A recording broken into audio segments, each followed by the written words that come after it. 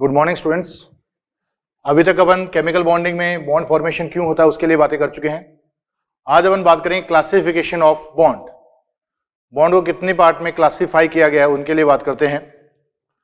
तो बात करते हैं बॉन्ड।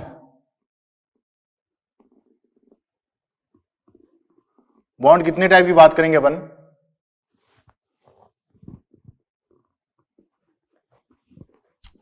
तीन टाइप की बात करेंगे। पहली बात करते हैं अपन केमिकल बॉन्ड।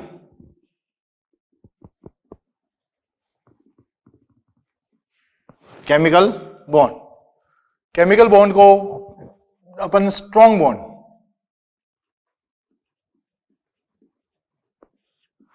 क्या बोलते हैं, स्ट्रॉन्ग बॉन्ड भी बोल सकते हैं। सेकंड बात करें अपन फिजिकल बॉन्ड। ये वीक बॉन्ड है, chemical bond, physical bond. And next बात करेंगे अपन अदर बॉन्ड। नेक्स्ट बात करेंगे अपन अदर बॉन्ड। पहला केमिकल बॉन्ड, दूसरा फिजिकल बॉन्ड, फिर अदर बॉन्ड। केमिकल बॉन्ड की बात करें, केमिकल बॉन्ड के फॉर्मेशन एंड ब्रेक करने से, बनने और टूटने से केमिकल प्रॉपर्टीज चेंज होती हैं। ये एक बार इसमें इरिवर्सिबल होती हैं, जबकि ये कैसे होती हैं, रिवर्सिबल होती हैं। फिजिकल होते हैं और रिवर्सिबल प्रोसेस होते हैं, जबकि केमिकल प्रोसेस होते हैं वो इरिवर्सिबल होते हैं।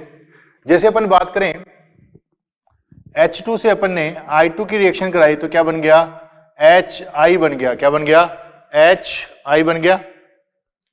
यहां H2 की बॉन्ड एनर्जी अलग है, I2 की बॉन्ड एनर्जी अलग है एंड HI की बॉन्ड एनर्जी अलग है।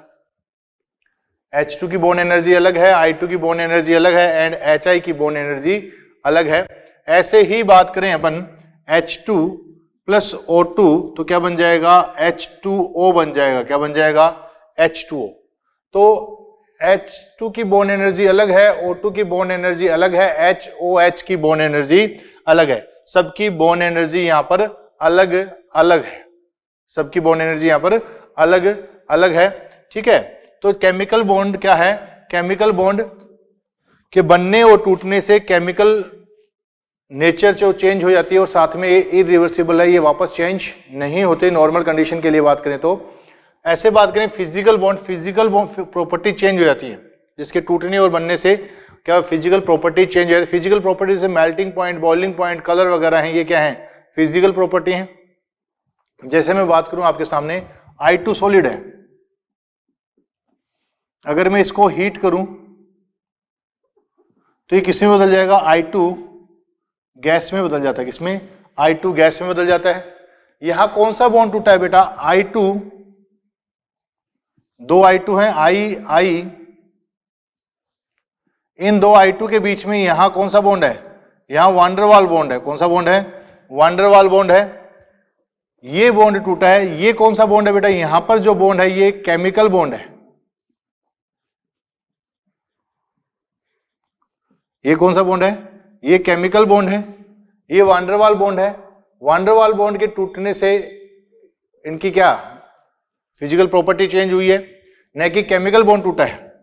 जैसे अपन बात करें H2O लिक्विड है, इसको मैं अगर हीट करूंगा तो क्या बनेगा, H2O गैस बन जाएगा। क्या बन जाएगा, H2O गैस बन जाएगा। तो अपन बात करें HO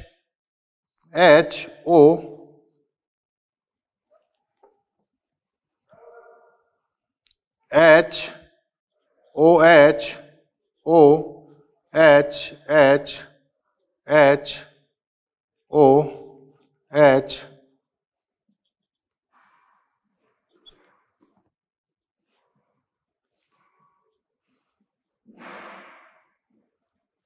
ये क्या हो गया, हाइड्रोजन बॉन्ड था इसकी। ये कौन सा बॉन्ड है, हाइड्रोजन बॉन्डिंग है। इसको अपन अगर गर्म करेंगे तो ये किस में बदल गया, गैस में बदल गया। मतलब ये बॉन्ड टूटेंगे, कौन से, ये हाइड्रोजन बॉन्ड टूटेंगे, ये केमिकल बॉन्ड ब्रेक नहीं होंगे। तो अपन सीधी सी बात आ गई, जिनके टूटने और बनने से केमिकल प्रॉपर्टी चेंज होती है वो केमिकल बॉन्ड होते हैं, जिनके टूटने और बनने से फिजिकल प्रॉपर्टी चेंज होती है फिजिकल बॉन्ड होते हैं। फिजिकल प्रॉपर्टी कौन से, जो मेल्टिंग पॉइंट, बॉइलिंग पॉइंट, ये क्या होता है, फिजिकल प्रॉपर्टी होती है। ठीक है, बॉन्ड एनर्जी वगैरह केमिकल प्रॉपर्टीज है। तो अपन बात करते हैं केमिकल बॉन्ड अपने कौन से होते हैं।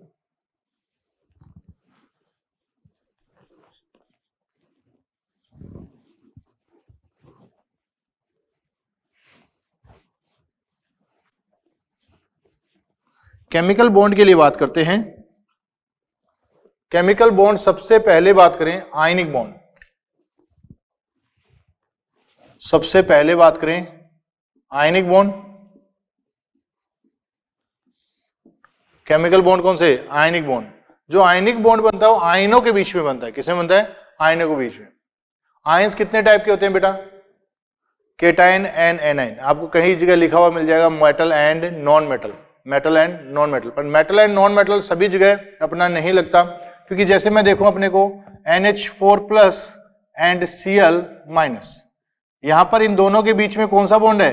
ये आयनिक बॉन्ड है बेटा। कौन सा बॉन्ड है? आयनिक बॉन्ड है। यहां पर देखा Cl क्या है? एक नॉन मेटल है। नाइट्रोजन क्या है? नॉन मेटल है। हाइड्रोजन क्या है? नॉन मेटल है। जबकि इन दोनों NH4+ और Cl- के बीच में कौन सा बॉन्ड होता है? आयनिक बॉन्ड होता है। कौन सा होता है? आयनिक बॉन्ड होता है। तो अपन कह सकते हैं bond between to atom, bond between two atoms कौन सा? आयनिक बॉन्ड बनेगा। कौन सा बॉन्ड बनेगा? आयनिक बॉन्ड बनेगा। ठीक है, bond between two ion, sorry, bond between two ion. Ion कितने टाइप के? Cations and anion, cation and anion. तो bond between two ions, cation and anion. Second बात करें कोवलेंट बॉन्ड।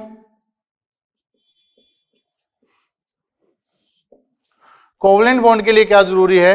कोवलेंट बॉन्ड के लिए अनपेड इलेक्ट्रॉन जरूरी है। क्या जरूरी है? Unpaired electron. अनपेड इलेक्ट्रॉन क्या जरूरी है? अनपेड इलेक्ट्रॉन नेसेसरी है, जरूरी हैं। जितने मेरे पास अनपेड इलेक्ट्रॉन होंगे उतने ही कोवलेंट बॉन्ड का फॉर्मेशन होगा। जितने अनपेड इलेक्ट्रॉन होंगे उतने ही कोवलेंट बॉन्ड का फॉर्मेशन होगा। ठीक है, तो कोवलेंट बॉन्ड कितने टाइप की बात करेंगे? कोवलेंट बॉन्ड 3 टाइप की बात करेंगे। कौन से बेटा? Sigma, pi and delta. Sigma, pi and delta. Sigma bond होगा फिर 2 टाइप का होगा। कौन सा बेटा जी? पोलर और दूसरा non polar. Polar and non polar. Polar जो होगा ये 2 टाइप का होगा। कौन सा? सॉरी, पोलर जैसे अपन बोले डेल्टा EN नॉट बी 0 हो। क्या हो? डेल्टा EN नॉट बी 0 हो, वो पोलर बॉन्ड होगा। अगर डेल्टा EN की वैल्यू 0 हुई तो कैसा होगा? नॉन पोलर बॉन्ड होगा। पोलर डेल्टा EN 0 हो। जैसे अपन बात करें HCl, यहाँ partially negative partially positive, Cl and Cl, ये कैसा हो गया? दोनों पर 0 0 आ गई। तो polar and non polar, polar and non polar. Next बात करें अपन कोऑर्डिनेट बॉन्ड।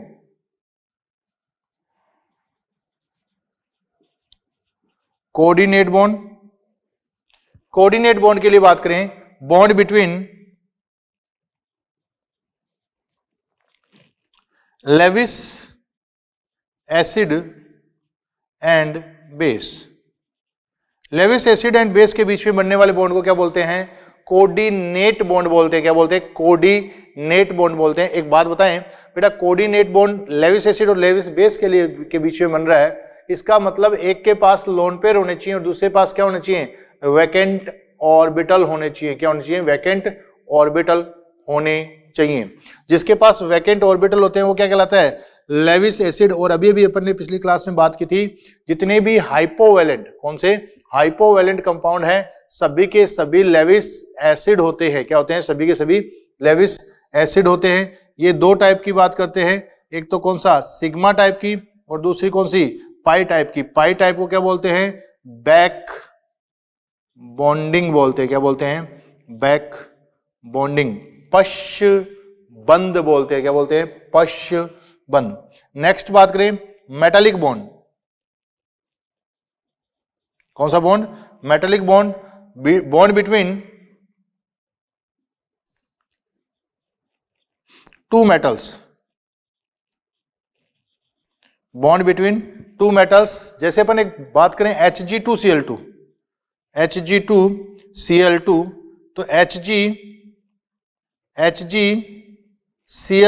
एंड Cl, ये क्या है? मेटल है। ये क्या है? मेटल है। Hg2 Cl2Hg, Hg के बीच में जो बॉन्ड है ये मेटालिक बॉन्ड है। कौन सा बॉन्ड है? मेटालिक बॉन्ड है। ठीक है, नेक्स्ट बात करते हैं अपन फिजिकल बॉन्ड। फिजिकल बॉन्ड बेटा जी दो टाइप का होता है। कैसा होता है? दो टाइप का होता है। इनमें बात होगी, अब दोबारा समझ ले एक बार। स्ट्रॉन्ग बॉन्ड अपन ने 4 बात की है। कितने बॉन्ड की बात की है? 4 स्ट्रॉन्ग बॉन्ड की बात की है। पहली बात की अपन ने ionic bond. Ionic bond, bond between 2 ions, 2 ion के बीच में बॉन्ड होगा, cation and anion. Okay, second बात करते हैं कोवलेंट बॉन्ड। कोवलेंट बॉन्ड के लिए क्या जरूरी है? अनपेड इलेक्ट्रॉन जरूरी है। अनपेड इलेक्ट्रॉन जितने मेरे पास होंगे उतने कोवलेंट बॉन्ड होंगे। इसको अपन ये भी बोल सकते हैं equal sharing of electron. Equal sharing of electron से क्या बनेंगे? कोवलेंट बॉन्ड बनेंगे। यहां बात करें unequal sharing of electron, unequal sharing of electron, equal sharing of electron. Physical bond कितने टाइप के? फिजिकल बॉन्ड 2 टाइप के। पहला हाइड्रोजन बॉन्डिंग। कौन सा? Hydrogen bonding. फिजिकल बॉन्ड अपने पास 2 टाइप के थे। पहला हाइड्रोजन बॉन्डिंग बात करेंगे। हाइड्रोजन बॉन्डिंग कब बनेगा? जब हाइड्रोजन क्या लेकर घूमे? फोन लेकर घूमे। Fluorine, oxygen and nitrogen. जब जब हाइड्रोजन फोन लेकर घूमेगा, मतलब जब जब हाइड्रोजन डायरेक्ट अटैच होना चाहिए किससे? फ्लोरीन से, ऑक्सीजन से, नाइट्रोजन से। जब जब हाइड्रोजन फ्लोरीन, ऑक्सीजन और नाइट्रोजन से डायरेक्ट अटैच होगा तो क्या बनेगा? हाइड्रोजन बॉन्डिंग बनेगा। क्या बनेगा? हाइड्रोजन बॉन्डिंग बनेगा। हाइड्रोजन बॉन्डिंग की बात करें तो ये 2 टाइप की होती है। कौन सी कौन सी? पहली बात करें intramolecular.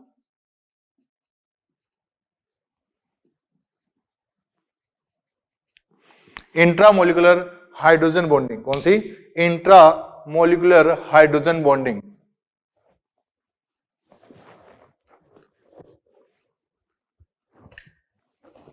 Intramolecular hydrogen bonding.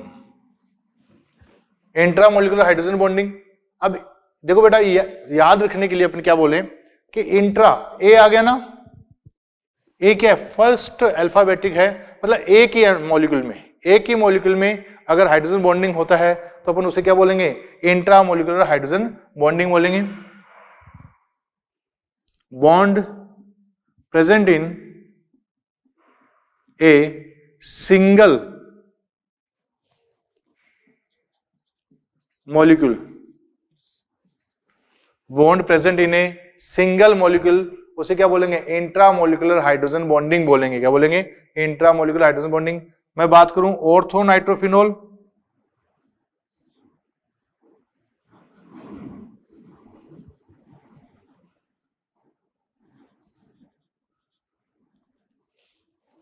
Ortho nitrophenol या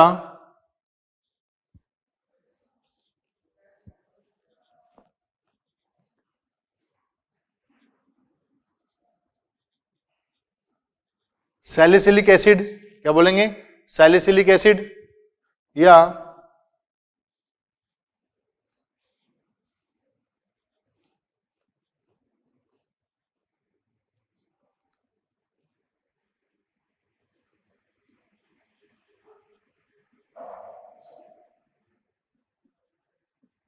सैलिसिल एल्डिहाइड, या salicyl aldehyde. Intramolecular hydrogen bonding, bond present in a single molecule, ortho nitrophenol, salicylic acid and salicyl aldehyde. Next बात करूं inter molecular hydrogen bonding. Inter molecular hydrogen bonding के लिए बात करें, किसके लिए? Inter molecular hydrogen bonding. एक तो है इंट्रामोलिकुलर हाइड्रोजन बॉन्डिंग और दूसरा है inter molecular hydrogen bonding. Inter molecular hydrogen bonding के लिए मैं बात करूं तो जैसे अपने पास हो गया HF एंड HF। HF बेटा जी सॉलिड स्टेट में, किसमें? सॉलिड स्टेट में क्या बनाता है? सॉलिड स्टेट में ही जिग जैग स्ट्रक्चर बनाता है। कैसी? जिग जैग, आगे बात करेंगे। और बात करें अपन जैसे benzoic acid, benzoic acid dimer की फॉर्म में रहता है। किस फॉर्म में रहता है? डाइमर की फॉर्म में रहता है। किसके द्वारा? हाइड्रोजन बॉन्डिंग के द्वारा। ये हाइड्रोजन बॉन्डिंग फॉर्मेशन के कारण क्या होता है, डाइमर की फॉर्म में रहता है। ऐसे ही एसिटिक एसिड है, ऐसे ही फॉर्मिक एसिड है, वो डाइमर बनाते हैं किसके कारण, बेंजोइक एसिड, किसके कारण, सॉरी हाइड्रोजन बॉन्डिंग के कारण, किसके कारण, हाइड्रोजन बॉन्डिंग के कारण। तो ये अपने पास हाइड्रोजन बॉन्डिंग हो गई दो टाइप की। जब जब हाइड्रोजन क्या लेकर घूमेगा, फोन लेकर घूमेगा, तो ये हाइड्रोजन बॉन्डिंग का फॉर्मेशन करेगा। हाइड्रोजन बॉन्डिंग कितने टाइप की है, दो टाइप की है, intramolecular hydrogen bonding and second कौन सी है, इंटरमोलिकुलर हाइड्रोजन बॉन्डिंग है। Intramolecular hydrogen bonding and intermolecular hydrogen bonding. जब एक ही मॉलिक्यूल में हाइड्रोजन बॉन्डिंग प्रेजेंट हो तो उसे कहेंगे इंट्रामोलिकुलर हाइड्रोजन बॉन्डिंग। जब टू और मोर देन टू, इंटरमोलिकुलर लिखें टू और more than two molecule, two और मोर देन टू मॉलिक्यूल में अगर हाइड्रोजन बॉन्डिंग प्रेजेंट होती है तो इसे बोलते हैं इंटरमोलिकुलर हाइड्रोजन बॉन्डिंग। क्या बोलते हैं, इंटरमोलिकुलर हाइड्रोजन बॉन्डिंग कहा जाता है। क्या कहता है, इंटरमोलिकुलर हाइड्रोजन बॉन्डिंग। नेक्स्ट बात करते हैं अपन वान डेर वाल बॉन्ड।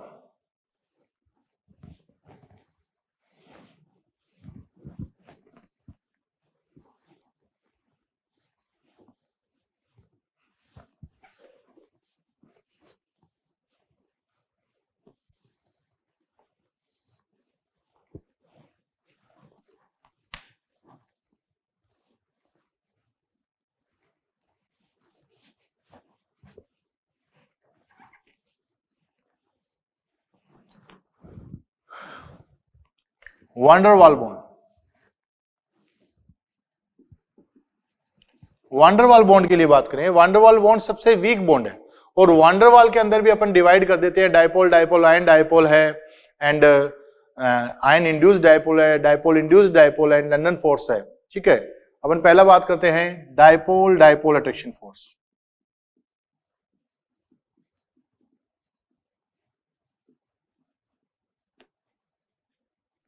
बेटा जी डाइपोल डाइपोल अट्रैक्शन फोर्स है जो हाइड्रोजन बॉन्डिंग भी एक डाइपोल डाइपोल अट्रैक्शन फोर्स ही है। हाइड्रोजन बॉन्डिंग भी एक डाइपोल डाइपोल अट्रैक्शन फोर्स ही है, परंतु अगर इन डाइपोल डाइपोल अट्रैक्शन फोर्स की एनर्जी 8 से 42 किलो कैलोरी हो पर मोल हो तो किसमें काउंट किया जाता है, ये हाइड्रोजन बॉन्डिंग में काउंट किया जाता है। अगर इससे कम हो तो इसको किससे में बोला जाता है, डाइपोल डाइपोल अट्रैक्शन फोर्स, मतलब वान डेर वाल बॉन्ड में काउंट किया जाता है। जैसे अपन एक एग्जांपल लेते हैं HCl एंड HCl, इस पर partially negative partially positive, partially negative sorry positive partially negative, तो ये एक डाइपोल बन गया, दूसरा ये डाइपोल बन गया। इनके बीच में जो अट्रैक्शन फोर्स लग रहा है उसे बोलते हैं डाइपोल डाइपोल अट्रैक्शन फोर्स। क्या कहते हैं, dipole dipole attraction force. First ये हो गया। सेकंड बात करें ion dipole attraction force, ion dipole attraction force. बेटा जी आयन डाइपोल अट्रैक्शन फोर्स, देखो डाइपोल डाइपोल अट्रैक्शन फोर्स भी हाइड्रोजन बॉन्डिंग हो सकता है और आयन डाइपोल अट्रैक्शन फोर्स भी हाइड्रोजन बॉन्डिंग हो सकता है। जैसे KHF2, KHF2 में जो हाइड्रोजन बॉन्ड बन रहा है यहां पर K plus F minus and HF, ये पार्शली नेगेटिव पार्शली पॉजिटिव, ये आयन डाइपोल अट्रैक्शन फोर्स है, परंतु ये किस एनर्जी लेवल का है, हाइड्रोजन बॉन्डिंग का है। इसको बोलेंगे क्या, हाइड्रोजन बॉन्डिंग बोलेंगे। क्या बोलेंगे, हाइड्रोजन बॉन्डिंग कहा जाएगा। आयन डाइपोल अट्रैक्शन फोर्स जैसे मेरे पास HCl है, पार्शली नेगेटिव पार्शली पॉजिटिव, और यहां पर क्या है Na प्लस है, तो इनके बीच में जो फोर्स लगेगा उसे बोलेंगे आयन डाइपोल अट्रैक्शन फोर्स। क्या बोलेंगे, आयन डाइपोल अट्रैक्शन फोर्स। तो अपन बात कर रहे हैं किसकी, आयन डाइपोल मोमेंट की, आयन डाइपोल अट्रैक्शन फोर्स। अगर अभी मैंने बात आपको पहले बताई है कि अगर अपने पास 8 से 42 किलो जूल पर मोल, 8 से 42 किलो जूल पर मोल एनर्जी आती है तो वो किस लेवल की होगी, हाइड्रोजन बॉन्ड लेवल की होगी। अगर below less than 8 kilo joule per mole से आती है तो वो कौन सा होगा, वान डेर वाल बॉन्ड होगा। क्या होगा, वान डेर वाल बॉन्ड होगा। और स्ट्रॉन्ग बॉन्ड के लिए अगर अपन बात करें तो 200 किलो जूल पर मोल, 200 किलो जूल के आसपास हो एनर्जी तो अपन किसमें देते हैं, अपन 200 किलो जूल हो तो किसमें देते थे, स्ट्रॉन्ग बॉन्ड में अपन इसको कर देते हैं, डिवाइड कर देते हैं। तो नेक्स्ट बात करें, थर्ड बात करें,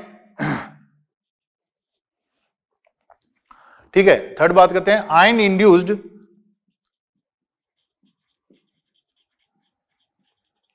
dipole, ion induced dipole attraction force,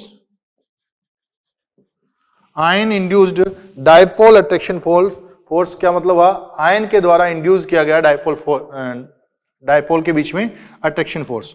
ये पहले कोई न्यूट्रल था और ये कोई केटायन है Na+, इस पर क्या आ जाएगा पार्शली नेगेटिव, इस पर क्या आ जाएगा पार्शली पॉजिटिव, तो एक मॉलिक्यूल बन गया और एक ये रहा, इनके बीच में अट्रैक्शन फोर्स लगता है, इसे बोलते हैं ion induced dipole.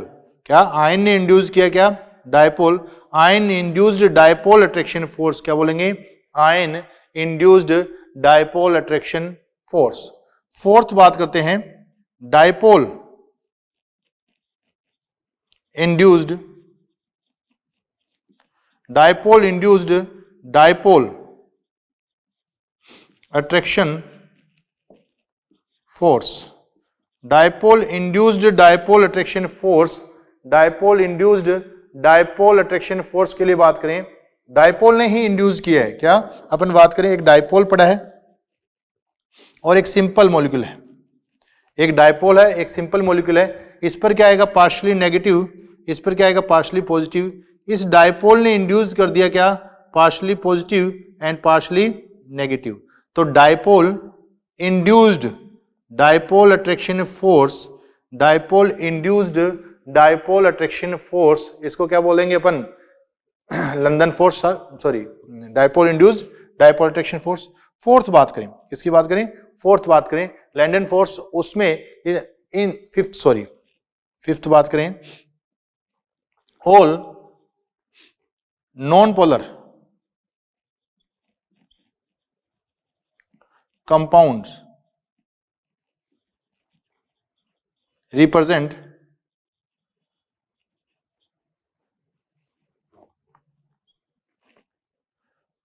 London force. ठीक है, जैसे अपन बात करें benzene and benzene, benzene and benzene, इनके बीच में क्या लगेगा लंदन फोर्स लगेगा, या फिर नियोन एटम पड़े हैं, inert gas solid inert gas है, इनके बीच में भी क्या है लंदन फोर्स है, जैसे CCl4 एंड CCl4, इनके बीच में भी क्या है लंदन फोर्स है, क्या है लंदन फोर्स है। ठीक है, बात समझ में आई होगी आपको कि ये अपन क्लासिफाई किया अपन ने किसका, वांडर वाल बॉन्ड का। ये आप ये एनर्जी ध्यान जरूर रखना, 8 से 42 किलो जूल पर मोल आए तो ये किसमें अपन डिवाइड करते हैं, हाइड्रोजन बॉन्ड में डिवाइड करते हैं। ठीक है, इससे less than 8 kilo joule per मोल आए तो अपन किसमें डिवाइड कर देते हैं, उसे वांडरवाल बॉन्ड में डिवाइड करते हैं। इन वांडरवाल में सबसे कम किसमें होती है, लंदन फोर्स में होती है, और इनमें सबसे ज्यादा स्ट्रॉन्ग कौन सा होगा, आयन डायपोल अट्रैक्शन फोर्स होगा। इधर केमिकल बॉन्ड में अपन ने बात की थी, अगर 200 किलो जूल या उससे ऊपर की एनर्जी है तो उसको किसमें दिया था अपन ने, केमिकल बॉन्ड में दिया था। किसमें दिया था, chemical bond. Chemical bond 4 type का पढ़ा था अपन ने, ionic bond, covalent bond, coordinate bond and metallic bond. And metallic bond के लिए बात की थी। नेक्स्ट बात करते हैं अपन अदर बॉन्ड के लिए।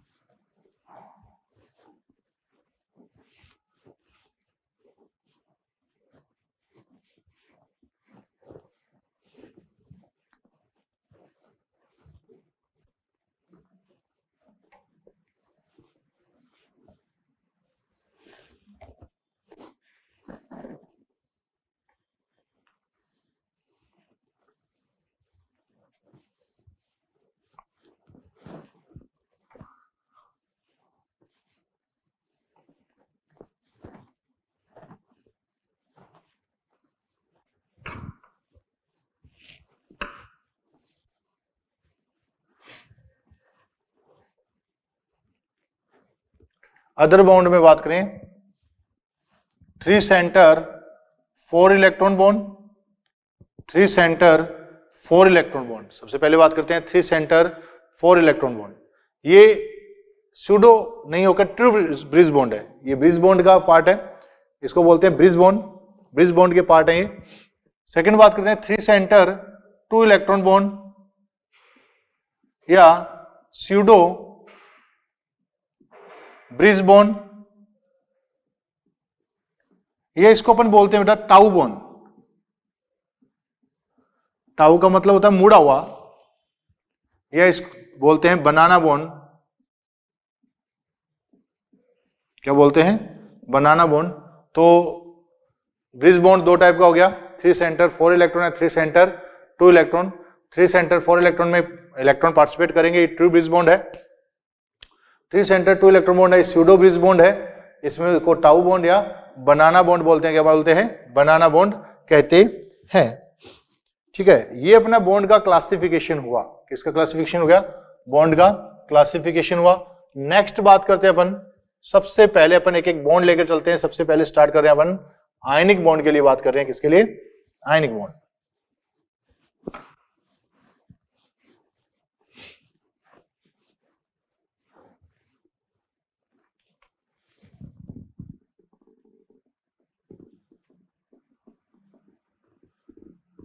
आयनिक बॉन्ड के लिए बात करें, bond between 2 ions, bond between 2 ions,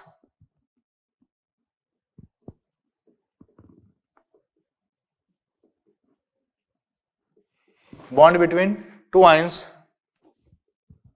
ion क्या? Cation ion, anion, bond between 2 ions known as ionic bond,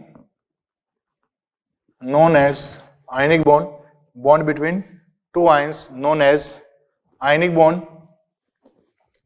Formation of ionic bond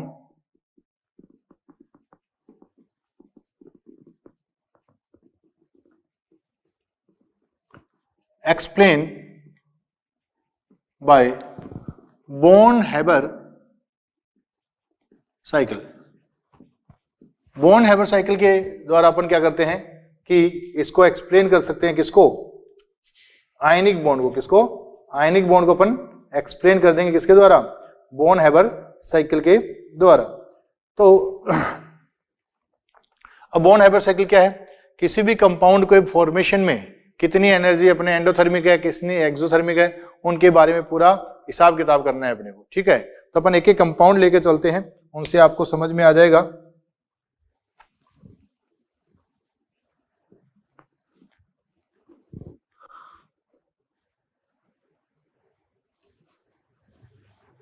पहली बात करें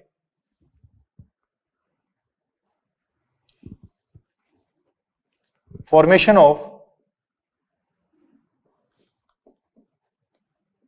NaCl, formation of NaCl, NaCl की फॉर्मेशन की बात करें, फॉर्मेशन ऑफ NaCl, NaCl कैसे बना हुआ है बेटा जी? NaCl सॉलिड है, इसको फॉर्मेशन के लिए क्या चाहिए? Na gas plus Cl minus gas चाहिए, Na plus gas and Cl minus gas चाहिए। ठीक है, तो सोडियम सॉलिड है,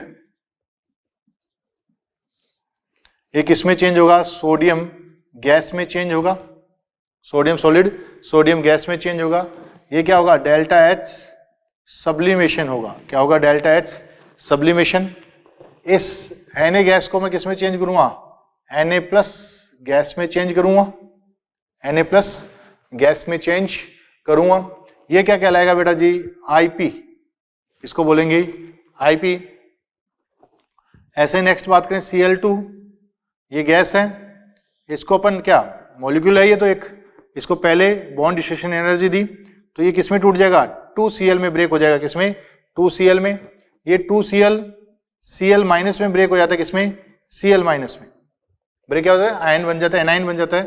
क्या यहाँ पर Ea होगी? क्या होगी? इलेक्ट्रॉन एफिनिटी होगी। इन दोनों के लिए बात करें, ये दोनों पास पास आएंगे तो एक मॉलिक्यूल बन जाएगा NaCl सॉलिड, और साथ में एक एनर्जी रिलीज होगी, उसे बोलते हैं क्या? Lattice energy. क्या कहेंगे? लैटिस एनर्जी कहेंगे। क्या कहेंगे? लैटिस एनर्जी कहते हैं। ठीक है, तो अपने पास क्या हुआ? Delta H sublimation, IP, BD, EA and lattice energy आ गई। क्या आ गई? लैटिस एनर्जी आ गई। तो मैं कहूं डेल्टा एच फॉर्मेशन।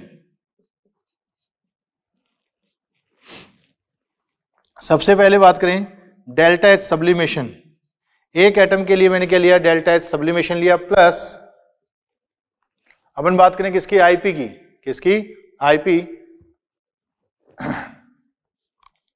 आईपी ली, प्लस क्योंकि एक ही सोडियम ले रहे हैं तो एक ही आईपी लेंगे, एक सोडियम ले रहे हैं तो एक ही आईपी लेंगे। इधर क्या, एक सोडियम ले रहे हैं तो एक सब्लिमेशन लेंगे। यहां बॉन्ड डिस्ट्रीब्यूशन एनर्जी बहुत इंपॉर्टेंट है। देखो बेटा, पूरा मॉलिक्यूल बनाने के लिए या फिर एक मोल के लिए बात करें या फिर एक मॉलिक्यूल के लिए अपन ऐसे ही बात करके चलते हैं कि पूरा मॉलिक्यूल बनाने के लिए एक मॉलिक्यूल बनाया था अपन ने स्टार्टिंग में, जैसे मान लो 100 जूल एनर्जी इसकी है, 100 जूल एनर्जी इसकी है, ये पास पास आए, दोनों बॉन्ड बनाएंगे तो इसकी मान लो कितनी निकल गई, 80 जूल निकल गई, इसकी भी 80 निकल गई, 160 बाहर रिमूव हो गई। अब मेरे को इसको ब्रेक करना है तो वापस 160 में एनर्जी दूंगा तो इसके पास कितनी जाएगी, 80 जाएगी, इसके पास कितनी जाएगी, 80, मतलब दोनों के पास क्या जाएगी, इक्वल एनर्जी जाएगी। क्या जाएगी, इक्वल एनर्जी जाएगी। बात समझ में आई क्या, इक्वल एनर्जी जाएगी। इक्वल एनर्जी जाएगी तो अपने को एक सीएल लेनी है, एक सीएल के लिए बीडी कितनी होगी, एक सीएल के लिए बीडी हाफ होगी, कितनी होगी, हाफ होगी। जबकि ईए की बात करूं तो माइनस ई ए होगा, माइनस ई ए, क्योंकि इलेक्ट्रॉन एफिनिटी होगी कितनी, माइनस की होगी। उसके बाद में बात करें अपन लेटिस एनर्जी, एक मोल के लिए एक लेटिस एनर्जी आएगी, क्या आएगी, एक मोल के लिए एक लेटिस एनर्जी आएगी, कितनी, एक मोल के लिए एक लेटिस एनर्जी आएगी। तो एक सब्लिमेशन आ गई, एक आईपी आ गई और बीडी कितनी आ गई, हाफ आ गई। एक सीएल लेना है तो एक सीएल के लिए एक ई आ गई, ठीक है, और एक क्या गई, लेटिस एनर्जी आ गई। क्योंकि लेटिस एनर्जी क्या होती है, सफिशिएंट आयनों से एक मोल सॉलिड के फॉर्मेशन में रिलीज एनर्जी होती है। सफिशिएंट आयनों से एक मोल सॉलिड के फॉर्मेशन में रिलीज एनर्जी को क्या बोलते हैं, लेटिस एनर्जी कहा जाता है। तो ये अपने पास पूरी एनर्जी आ गई बेटा जी। यदि if delta H sublimation plus IP plus BD upon 2 की वैल्यू ज्यादा हुई ईए प्लस यू बाई 2 की, मतलब छोड़ दे अपन एक बार, मतलब ये कौन सा प्रोसेस है, एंडोथर्मिक प्रोसेस, और ये कैसा है, एक्सोथर्मिक प्रोसेस। अगर एक्सोथर्मिक से ज्यादा एंडोथर्मिक प्रोसेस हुआ, यदि एक्सोथर्मिक से ज्यादा एंडोथर्मिक प्रोसेस हुआ तो मॉलिक्यूल अनस्टेबल होगा। तो मॉलिक्यूल अनस्टेबल होगा, तो मॉलिक्यूल क्या होगा, अनस्टेबल होगा। यदि एंडोथर्मिक प्रोसेस ज्यादा है किससे, एक्सोथर्मिक से। इसका जस्ट ऑपोजिट ले, यदि एंडोथर्मिक कम है किससे, एक्सोथर्मिक से। यदि एंडोथर्मिक कम है किससे, एक्सोथर्मिक से, तो क्या होगा, मॉलिक्यूल स्टेबल होगा। मॉलिक्यूल क्या होगा, स्टेबल हो जाएगा। मॉलिक्यूल क्या हो जाएगा, स्टेबल हो जाएगा। तो अपने को यह देखना है कि एक्सोथर्मिक प्रोसेस ज्यादा होना चाहिए और एंडोथर्मिक प्रोसेस क्या होना चाहिए, कम होना चाहिए। क्या होना चाहिए, कम होना चाहिए। नेक्स्ट बात करते हैं अपन, एक अदर कंपाउंड और देखते हैं।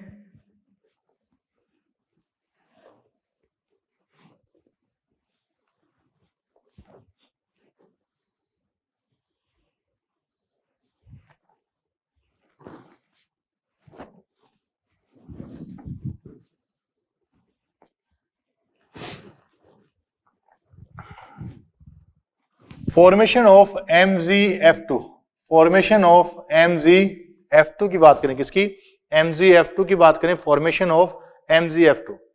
तो फॉर्मेशन ऑफ MgF2 में बात करें अपन, MgF2 किससे बना हुआ है बेटा, ये Mg+2 gas plus 2F minus से बना हुआ है, प्लस 2F माइनस से मिलकर बना हुआ है। अगर मैं बात करूं Mg सॉलिड था, Mg गैस है, इसे क्या कहूंगा, डेल्टा एच सब्लिमेशन कहूंगा, डेल्टा एच सब्लिमेशन कहूंगा। Mg+1 बनेगा, ये IP1 होगी, Mg+2 बनेगा, ये IP2 होगी। Mg+1 बना IP1, Mg+2 बना IP2 होगी।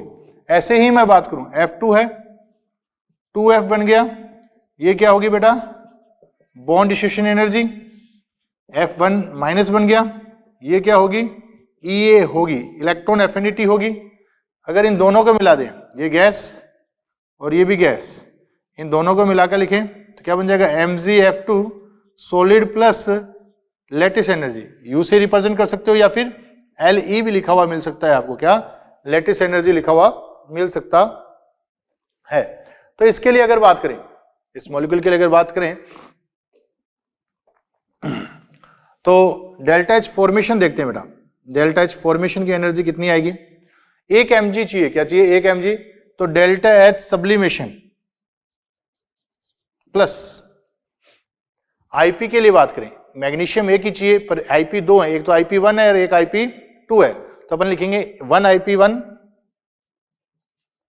प्लस 1 IP2 प्लस, अब BD की बात करते हैं, बॉन्ड डिस्ट्रीब्यूशन एनर्जी की बात करते हैं, तो बॉन्ड डिस्ट्रीब्यूशन एनर्जी में अगर अपन बात करें तो बेटा जी पूरा एक 2 F चाहिए अपने को, तो पूरे मॉलिक्यूल को तोड़ने के लिए पूरी बॉन्ड डिस्ट्रीब्यूशन एनर्जी चाहिएगी, है ना, तो अपन यहां पर क्या लेंगे, पूरी BD लेंगे, क्या लेंगे, पूरी बॉन्ड डिस्ट्रीब्यूशन एनर्जी लेंगे। अब EA के लिए बात करते हैं, ये माइनस में क्यों लगा रहा हूं बेटा, अगर पहले से आपको क्या होगा, एक बार रिएक्शन, जो रिएक्शन होगी उस, ये रिएक्शन आपको बनानी होगी, उसमें पर्टिकुलर कोई एक एब्सेंट होगी, एक की वैल्यू एब्सेंट होगी और बाकी सबकी वैल्यू दे रखी होगी, तो जो अगर EA एंड लेटिस एनर्जी की पहले से ही माइनस में दे रखी है उसने, तो अपने को ये माइनस लगाने की जरूरत नहीं है। ये माइनस अपन क्यों लगा रहे हैं, ताकि अपन ये बता सकें कि ये एक्सोथर्मिक प्रोसेस है। ओके, एक फ्लोरीन के लिए 1 EA, तो 2 फ्लोरीन के लिए 2 EA, तो 2 EA माइनस लेटिस एनर्जी, तो ये अपने पास रिएक्शन आ चुकी है किसकी, इसकी, delta H formation equal to delta H sublimation plus IP1 IP2 plus IPBD minus 2 EA minus lattice energy, ये अपने पास क्या आ गया, रिएक्शन आ गई। अब इनमें से कोई एक दी हुई होगी, सॉरी नहीं दी हुई होगी और बाकी सबकी वैल्यू दी हुई होगी, आपको रिएक्शन बनानी होगी, उस रिएक्शन से आप क्वेश्चन कर पाएंगे। नेक्स्ट बात करते हैं एग्जांपल की,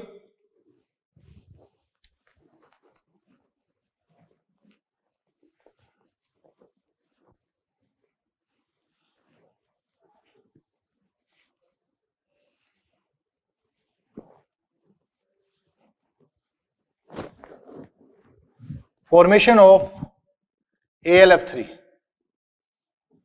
फॉर्मेशन ऑफ AlF3, AlF3 किससे बना हुआ बेटा जी, AlF3 solid Al+3 gas plus 3F minus gas. इसके लिए बात करें, ये किससे बना हुआ है, इसके लिए बात करते हैं। AlF3 का फॉर्मेशन देखें तो AlF3 सॉलिड Al+3 और 3F से बना हुआ है। अब अपने को ये आयन चाहिए बेटा, ये आयन चाहिए, तो इनके लिए अपन रिएक्शन लिखते हैं, एल्युमिनियम है, सॉलिड की फॉर्म में रहता है, तो एल्युमिनियम गैस बनाएंगे पहले, ये क्या होगी, डेल्टा H सब्लिमेशन होगी, Al+1 बन गया गैस, ये IP1 Al+2 IP2 Al+3 gas IP3, ठीक है।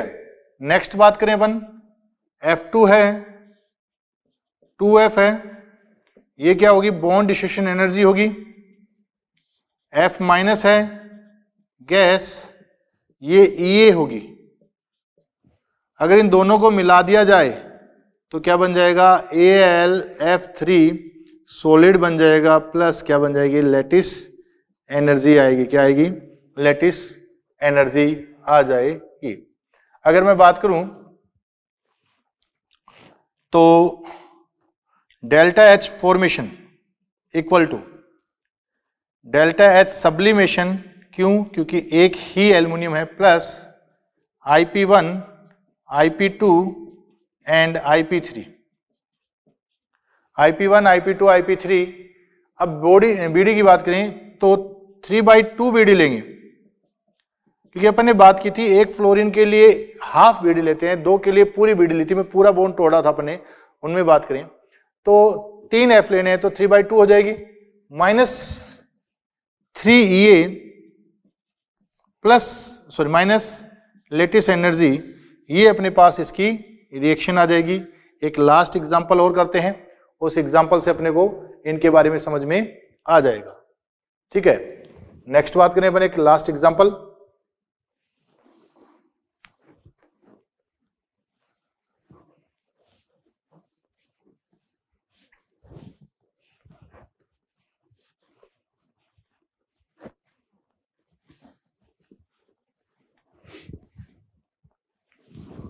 Formation of Al2O3, formation of Al2O3 का फॉर्मेशन, Al2O3 किससे मिलकर बना हुआ है, 2Al प्लस 3O माइनस 2 से मिलकर बना हुआ है, 2Al प्लस 3O माइनस 2 से मिलकर बना हुआ है।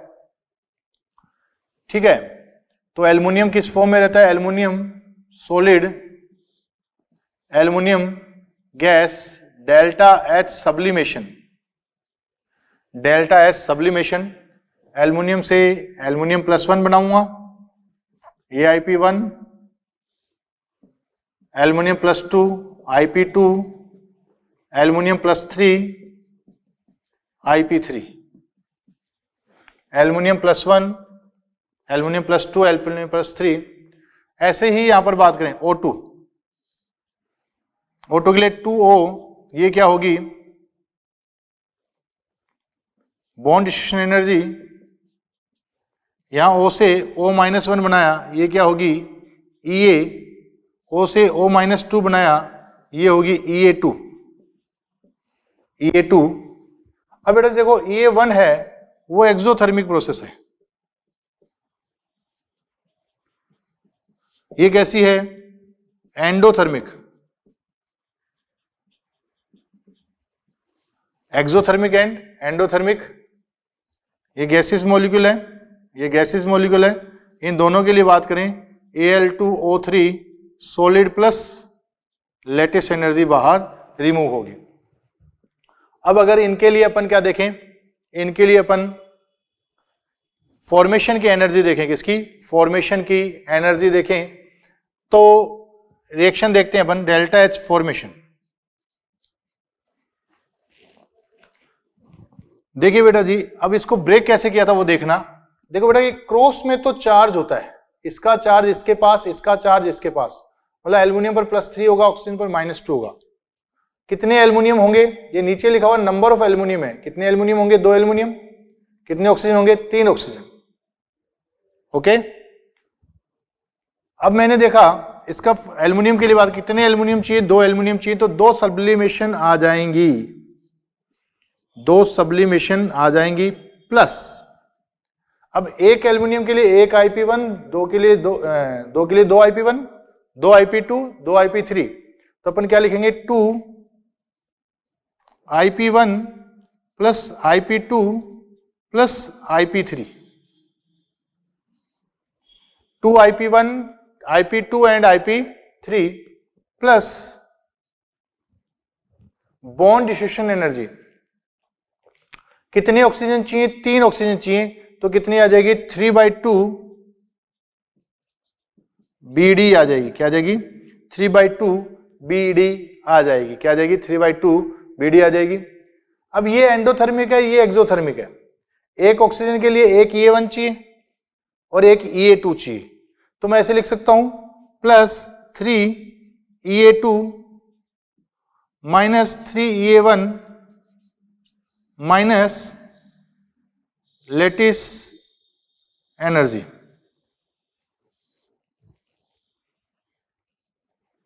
दोबारा देखें, delta H formation equal to 2 delta H sublimation plus 2 IP1, IP2, IP3 plus 3/2 BD plus 3 Ea2 minus 3 Ea1 minus lattice energy है। क्या है, लेटिस एनर्जी है।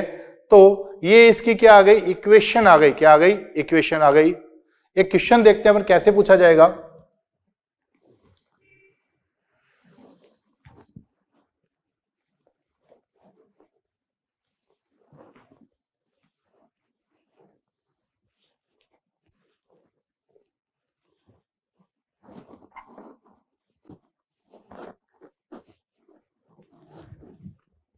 Calculate